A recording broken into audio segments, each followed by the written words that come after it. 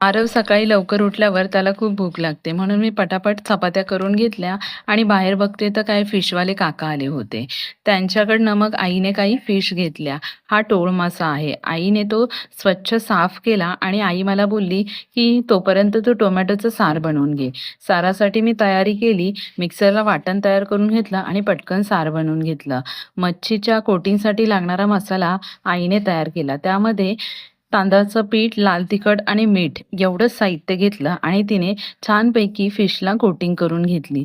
तिची कोटिंग होईपर्यंत मी तव्यामध्ये तेल टाकलं. तेल गरम झाल्यावर मी त्यामध्ये फिश डीप फ्राय करून घेतली. हे पहा, फिश किती छान फ्राय झालेली आहेत आणि किती छान दिसत आहेत. चला तर या मग तुम्ही पण फिश खायला आणि हो, फिश कोणाकोणाला आवडतात ते पण मला सांगा. टोळ मासा तुम्ही कधी खाल्ला नसेल तर नक्की खा. खूप टेस्टी लागतो. चला तर भेटूया आपण नेक्स्ट व्हिडिओमध्ये. आरवला तर माझ्या खूप आवडला. Bye bye.